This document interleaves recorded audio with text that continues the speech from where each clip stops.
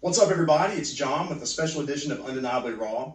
A lot of you guys may already know this about me, but I had the fortune of living my dream playing for the University of Georgia football team for a couple of seasons, and that was largely inspired by one of my closest friends and greatest mentors, Candler Cook. So Candler, in addition to being a former University of Georgia defensive lineman, is also a successful businessman and a successful author. His book, From Underdog to Bulldog, My Journey as a College Football Walk-On, has spent numerous weeks at #1 in different categories on Amazon. So we're happy to have Candler here with us today to talk a little bit about his journey. So Candler, how are you doing today? Doing well. I appreciate you having me on. Yeah, well, I appreciate you letting us be here. I kind of want to take our viewers back to see a picture of like who was Candler Cook in childhood and in the high school days. Sure. So growing up, I was always a huge University of Georgia football fan. I would go with my dad to games 3 times a year or so. Just always had great respect for the team. Would spend my Saturdays watching football. But growing up, I also was not that athletically gifted at football in particular. So the older that I got, the more I saw that there was really this gap between where I wanted to be and where I actually was. And I always had a dream to play football for Georgia, but the closer that I got to that from an age standpoint, the farther away I realized I was. So when I was in high school, I was 4th string out of 4 strings my senior season, weighed 145 pounds, was the weakest player on the team, and was one of the 3 slowest as well. So that's something I can definitely relate to. I also was not a very talented kid necessarily, but just the dynamic of just being a hard worker and just wanting it so badly that you'll do whatever it takes. I can certainly relate to that. And Candler, so he's 145 pounds. He's just graduated high school from Westminster High School in Atlanta, was not a starter or even close on the depth chart in high school. And then from that, he decided he was going to continue with his dream of wanting to play football at Georgia. So now you're at UGA, you've got to accept it academically. Okay, so take us a little bit through the process of trying to get a tryout and then how you made the team through that tryout process. Sure. I really did not know where to start at the beginning. I didn't know if schools had open tryouts or what the process was like. So I ended up getting lucky. I was at a fraternity rush event the summer before my freshman year and ran into a guy who was a kicker for a rival high school team, and he mentioned that he was going to be trying out for UGA's team. So he happened to mention Coach Tereshinsky, who I had met previously when I was visiting Athens with my dad for his company's Employee Appreciation Day when I was a child. So I remembered Coach T and decided that I was going to go talk with him the day before classes started my freshman year. So I showed up randomly to Butts Mayer, the football building, and decided I was going to go into Coach T's office and convince him to let myself try out for the team. On the way to his office, the elevator doors were getting ready to close and someone stuck a hand out, and it actually was Coach T himself in the elevator. And he looked at me and said, "Are you here for the football tryout?" And I said yes. Didn't go into any further detail at all and just followed him straight downstairs into the football tryout meeting, which was getting ready to take place 5 minutes later. So it was very fortunate timing. Never had to explain myself, who I was, or any of my football credentials, and just followed him right into the meeting where the tryout process and paperwork was getting ready to begin. So you found out when the tryout was. So we're talking fall of your freshman year at UGA. So you know when the tryout is, you go out there, and how did that go the first time around? Sure. So they mentioned that they would let people from that group work out in the team's weight room that fall, and that if there were any injuries or transfers or anything, they could pull guys from that group to be on the team immediately that fall. But for the majority of people, the tryout would really be the next spring. Mm-hmm. So that fall, I worked out in the weight room with the team, but did not practice, was not part of the team. And at the end of that semester, they let myself and a handful of other people try out. So it was really dedicating myself to learning to like weightlifting, focusing on my diet, making sure I was eating plenty of healthy foods. I started eating 6 full-size meals a day to put on weight. So in that one semester, I was able to bulk up from 145 to 185. And those initial results came very quickly. It was my first time really focusing on gaining weight ever, and was pretty surprised that just a couple pounds a week consistently throughout the whole semester and continued to grow. So now we've done one tryout, and you were able to work out with the team a little bit, but not necessarily be a part of the actual roster. And you've now put on 40 pounds. And then sophomore year, you had another tryout. Is that right? Yes. So the spring of my freshman year, went through tryouts, went through team workouts, then mat drills, spring practice, the spring game, and fortunately was cut after that. So worked out on my own that summer and the next fall, and then went and asked Coach Tereshinski if I could try out again, at which point he did say that was fine if I tried out a second time, which was spring of my sophomore year. So how long did it take exactly from the day you stepped on campus at UGA to when you did finally make the football team at UGA? It was really 3 years in the making. So I ended up trying out sophomore year and got cut as well. Then my junior year, decided it would be advantageous to change positions to defensive end. Taught myself how to play by watching YouTube videos, and tried out a third time, made the team. So it was it was fall of my junior year when I was officially on the team, in that redshirt junior year. So really, at that point, it had been 4 years since I had even been able to stay on the sidelines in a real game. So it had been kind of a perpetual off season for several years in a row while I was going through that trial and self-improvement process. So guys, I want to just reiterate what he just said, what you just heard. 3 years from the time he got to UGA, from the time he got to make the team at all, but he was consistently working out and eating and doing everything with the mindset of like, this is where you only get 5 years now to play college football. You get 5 years to play 4. And this guy spent 3 years trying to get his opportunity, which is actually kind of similar to the way it was for me. I had to go to community college for a couple years, transfer to Georgia, tried out, got cut, and then made it my 4th year. So what we're trying to impress to you guys is that sometimes things don't work out the first time, but you keep pushing, you keep trying, and you never know what can happen in the end if you just continue to persevere and don't give up until you have literally no more chances left. So now you're on your 4th year of school, right? So you got potentially 2 seasons to play for Georgia to get to your 5 years of eligibility. And tell us, what was it like when you finally got to routinely put on the pads? You're a defensive lineman. Oh, and I want to mention this: how much were you weighing when you finally made the team? When I made the team, I was 265, so I put on 120 pounds at this point. Over that time, I'd also significantly decreased my 40 time, down from a 5.6 to a 5.0 40. So it was significantly faster after having gained that 120 pounds. If I did not know this personally to be true about Candler, I would almost not even believe. I'd think somebody was telling me just a fisherman's tale. But truly, he again 120 pounds. Now you're a defensive lineman for Georgia. How did you stack up against the guys you were competing with in practice? Did you feel like you actually had a fair chance at winning some reps and stuff like that? I thought so, especially when I was going one-on-one against some of the walk-on offensive linemen and one-on-one pass rush. It was always a tough matchup when I would go against the starters, but I felt like I measured up well for where a walk-on should be. And what were do you have any like highlights or top memories of stuff that you did in practice, maybe where you did get the best of a starter or anything like that? Yeah, there were a few times where I would break through and make a good play. There were several times where I would beat either Ben Jones or Cordy Glenn on a one-on-one pass rush, or beat them during scout team. Or there was one time where I intercepted Aaron Murray and took it back for a touchdown in practice. Those are probably some of the most memorable ones. And that's the thing you got to understand. If you want to be a walk-on, if you want to be a part of a college football team, like some of the best memories, some of the best experiences you'll ever have will actually take place outside of actual games. Some of the memories you have with just making friends in the locker room, at training table, in the dorms, or in practice. Those are some of the best times you'll have. But when did you finally get to dress out for your first Georgia game? That was the very first game, my redshirt junior season, so my 4th year academically of college, against Louisiana Lafayette to open the season.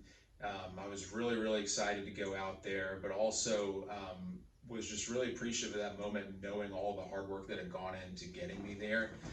Like you mentioned, there are a lot of moments kind of behind the scenes. There were highlights.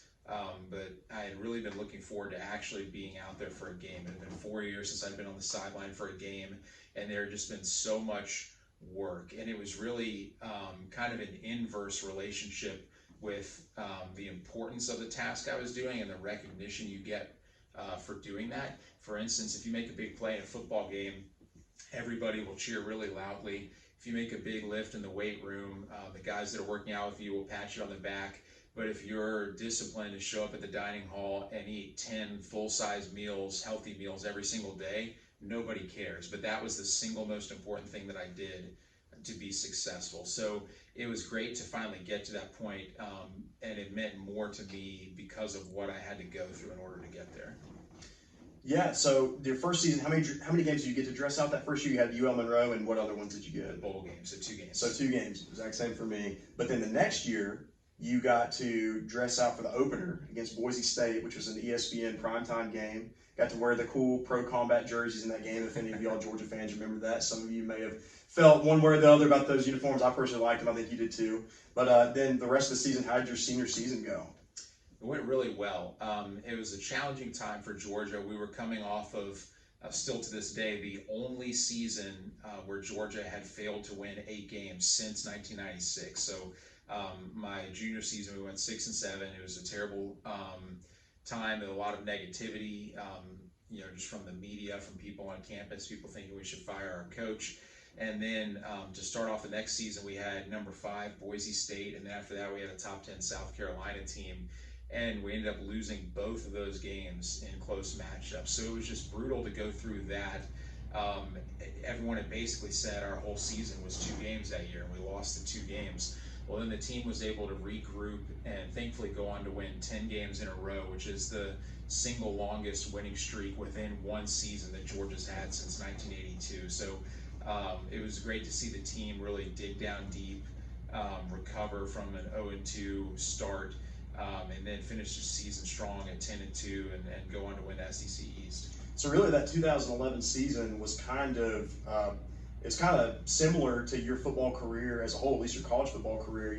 The first couple of games, or in your case, the first couple of years, didn't go exactly according to plan. But we went on a tear through that 2012 season. You got a lot of great experience getting to dress out a lot of games. Got to dress out in the Georgia Dome twice in a season. So it pays to stick with something and really believe in it, even when things start to get kind of gloomy. It pays to keep going. So you win the SEC East Championship, played in the bowl game that year, and now you finally, your time as a Georgia football player has come to an end. At least, like I said, as a player, it's come to an end. But you're still involved with the program in a lot of ways. What has postgraduate life been like for you? It's been great. Really turn the page from football to focusing on my career. And I was ready to by the end of it because I achieved everything I set out to in football. I was thankful to get the chance to dress out for 9 games my senior season. On top of that, getting to play in a game was an excellent experience. So I felt like I truly achieved everything that I set out to do in college. So after that, it was easy for me to flip the script knowing that I had done my best day in and day out for 4.5 years. And so that kind of brings me to where I am today, working in finance.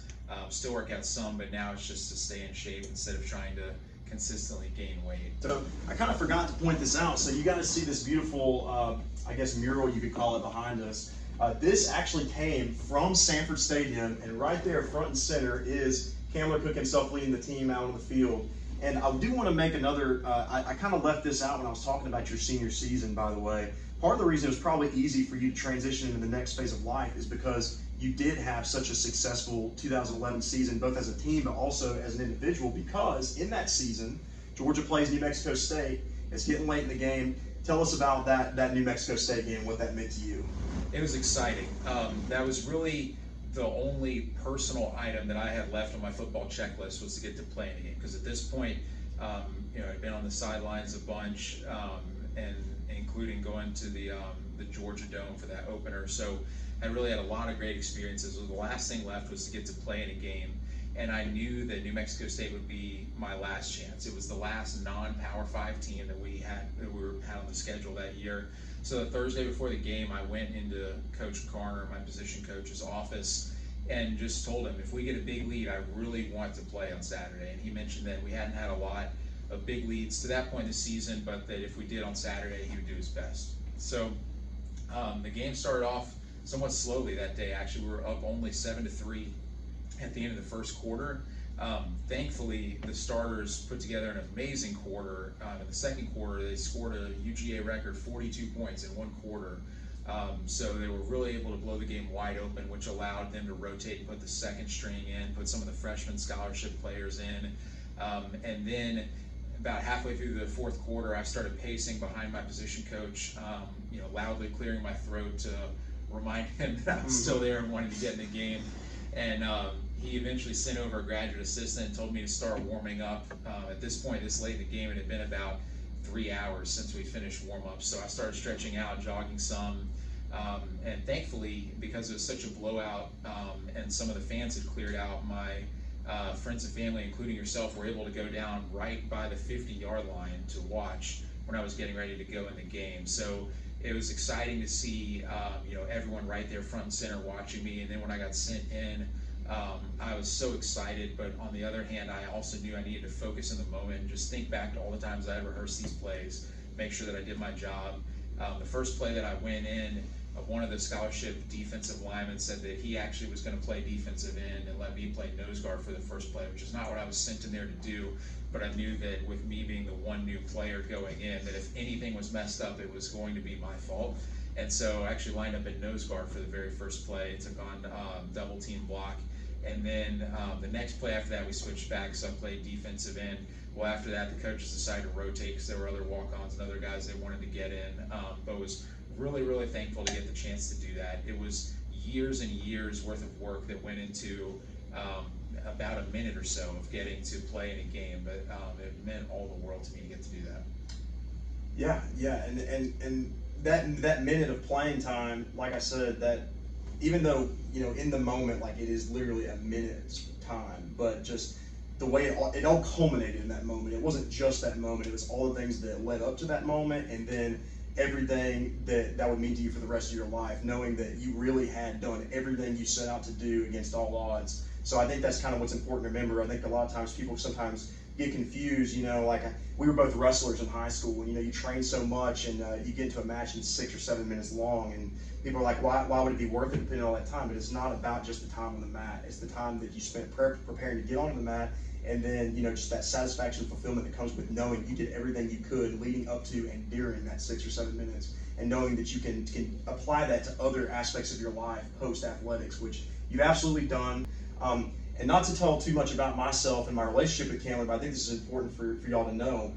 So Candler, he played through 2011. I was in high school. I graduated high school in 2011. And I met Candler. My dad was a professor at the University of Georgia. He took me to a faculty appreciation day. That's where I met Candler for the first time. They allowed some professors to come out to practice, and I think maybe Chris Durham or somebody invited my dad to come. And then I actually met Candler at that practice, and I started talking to him a little bit about. He's a nice guy, so I started talking to him about how one day I wanted to play football at Georgia. And next thing you know, he really took me under his wing and guided me towards that direction. So I finally made the team in 2014. I played 2014, 2015, but I did it largely through the advice and just leadership of Candler telling me how to go through these things. Unfortunately, I didn't exactly have to have somebody stick their hand in the elevator to get to that point. He was actually able to help put me in contact with certain people and stuff where it was a little bit smoother for me. And so with that said, tell us a little bit about the inspiration for this book and what you would like for people to take away from reading this book if they get their hands on it. Sure. So what inspired me to write the book was really seeing you go through your journey, a lot of the same trials that I had to face myself, and it just made me think that there had to be more people than just you out there that could benefit from hearing this. So that's when I started to write it, and really it's about two things. One is it's a football story, but two, and really most importantly, is it's a story about life, and it's designed to help people set and achieve their own goals. At the end of each chapter, I have a section called Your Turn that's a call to action for the reader to basically just evaluate the goals that they want to pursue, and taking a big, seemingly unattainable goal and breaking it down into small pieces where you can actually measure yourself each week or each month and see, are you getting closer to achieving that goal. So just taking things that really mean a lot to you, that you want to achieve, breaking them down into smaller, easy to digest pieces, and making sure that path is leading you where you want to go. Yeah, I love that concept too, of like having your big visions, but being able to break it down into smaller attainable goals along the way, taking things a day or a week or a month at a time, but still staying focused on that bigger picture goal. And I think that your book does a good job of helping you kind of maintain that organization of your thought. So where can we find this book if you want to buy it? Where all can we purchase this? Sure, it's on Amazon, and pretty soon I'll actually be releasing an audiobook version of it as well. Awesome, very cool. Finally, is there anything else you'd like to say to any kids, any young Georgia fans, any young prospective athletes? Hell, they can even be a Tennessee fan who wants to grow up and play there. We'll even allow that for this. Any kid that has a dream, if you could just give them, one or two quick pieces of advice on how to, go about that process, what would you like to tell them? I would say be dedicated. It's easy to be excited about something when things are going well for you. It can be tough to stay excited when life throws you a few curveballs. But if you're going to achieve something big, whether it's sports or in your career or in your personal life, you have to be dedicated to it. You have to put in the same effort when things are not going well as you do when things are going well. So at the end of the day, if you're consistently putting in the effort and you're measuring yourself the right ways to achieve this goal, you're going to make it happen. So that's really what I would say is most important. That's awesome. Well, Candler, thank you so much for having us today. It's been a pleasure. It's always good to catch up with you, and I hope you guys will all take the advice from this book. I hope you'll go out and buy it yourself and give it a read and try to apply it to your own life. But until next time, it's John with Undeniably Raw. Thanks for watching, and don't forget to like and subscribe for more similar content.